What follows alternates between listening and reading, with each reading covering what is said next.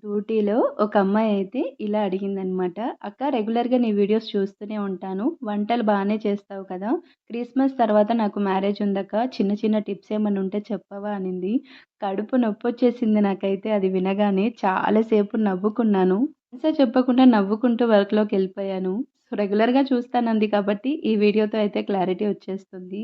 నేనెలా వంట నేర్చుకున్నాను అనేది చెప్తాను ఫస్ట్. ఇంట్లో చిన్నదాన్నవ్వడంతోటి గారాబం అంతా మా అక్క వాళ్ళే చూసుకునేవాళ్ళు. కిచెన్‌లో నాకెలా ఉండేది కాదు. సో, నాకు పెళ్ళికి ముందు వంటలే రావు. పెళ్ళయ్యాక కొంతమంది మాటలు నాకు చాలా హర్టింగ్‌గా అనిపించేవి. ఇంక ఎలాగైనా నేర్చుకోవాలి అని ఫిక్స్ అయిపోయాను. కష్టపడి కాదండి, ఇష్టపడి నేర్చుకున్నాను. ఎంతలా అంటే ఈరోజు నా హాబీ కుకింగ్ అంటే ఇష్టం. అంతవరకి నేర్చుకున్నాననమాట.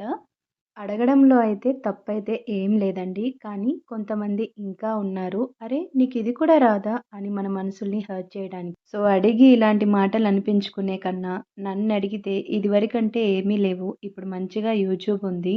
సో, బ్రదర్స్, సిస్టర్స్ చాలామంది కుకింగ్ ఛానల్సే ఉన్నాయి కాబట్టి ఐటెమ్స్ అన్నీ దగ్గర పెట్టుకొని ఈజీగా నేర్చుకోవచ్చు. మాక్సిమం నేను అలాగే ఫాలో అయిపోయాను. రాదు అనుకుంటే అక్కడే ఆగిపోతాము. మనం చేయగలము అంటే తప్పకుండా సక్సెస్ అవుతాము. ఇక్కడైతే గోంగూర పప్పు రెడీ అయిపోయింది. ఒక ఆమ్లెట్ ఏసుకొని తిని పడుకోవాలి. వీడియో నచ్చితే సబ్స్క్రైబ్.